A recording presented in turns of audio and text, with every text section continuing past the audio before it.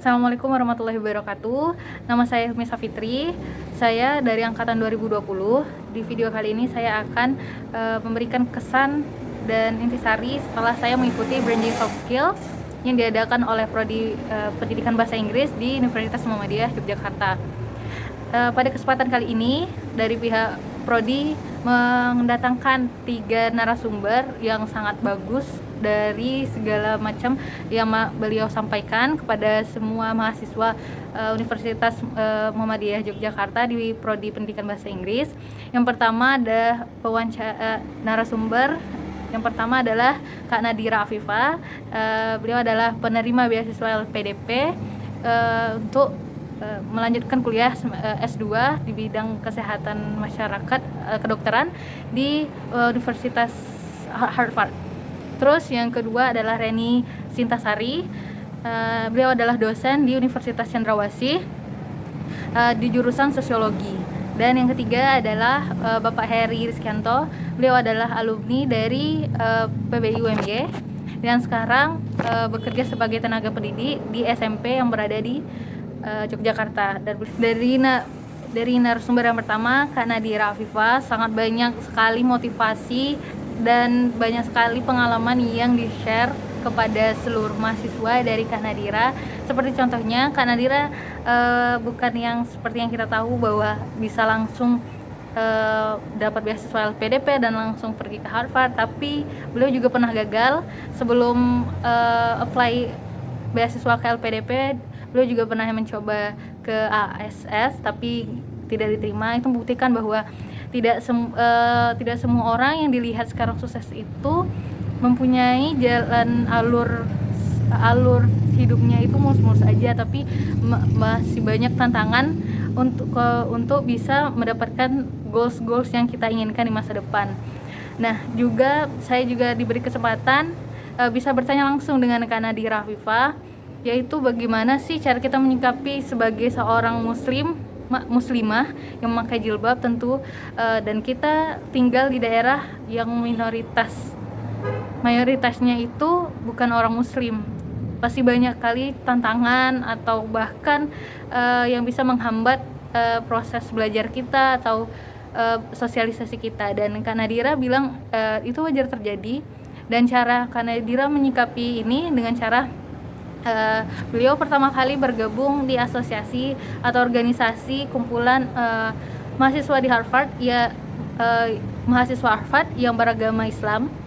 Dan dari sana beliau coba untuk mengembangkan diri, untuk mengetahui lebih banyak bagaimana sih kehidupan seorang muslim itu di Boston.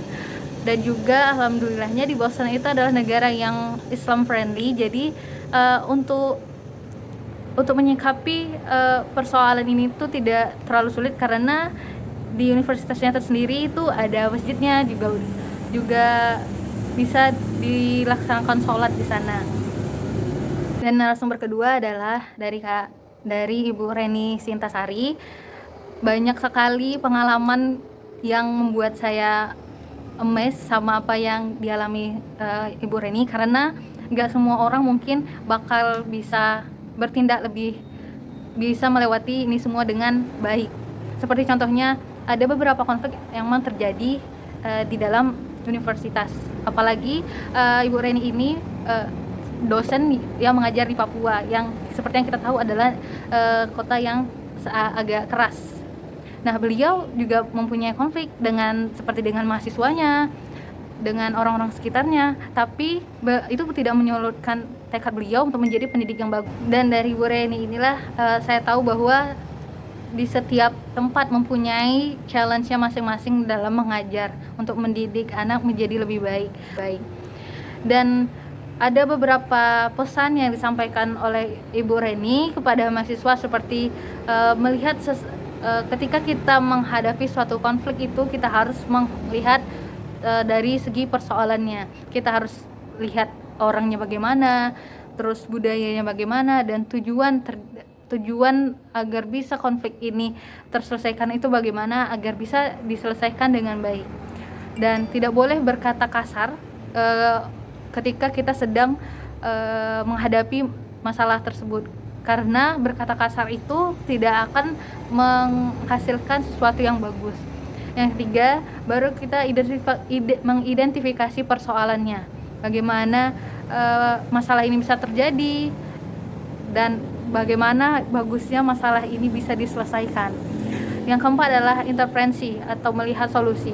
Dan kita harus bisa melihat solusi mana atau jalan mana yang paling bagus untuk diselesaikan dalam suatu persoalan itu tersebut. Karena konflik itu sifatnya ada dua, bisa menjadi positif, bisa menjadi negatif. Tergantung kita sebagai orang yang menilai masalahnya tersebut.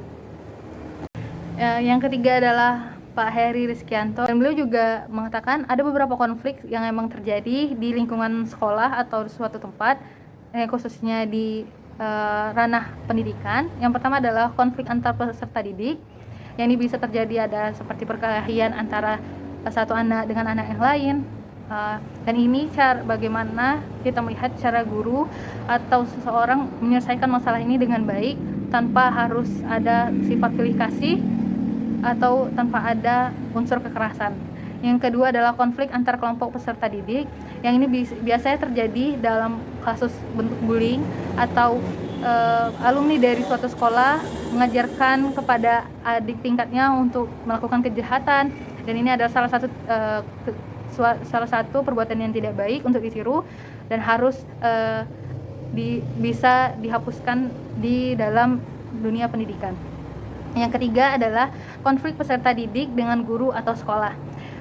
Dan ini juga ada terjadi di dalam ranah pendidikan, seperti contohnya tingkat kesopanan siswa kepada guru itu kurang. Nah, dari sinilah kenapa pendidikan itu penting, karena di sekolah juga membentuk karakter siswa agar bisa berkata sopan, mempunyai tingkah laku yang baik, dan bisa menghormati orang-orang yang lebih tua di atasnya.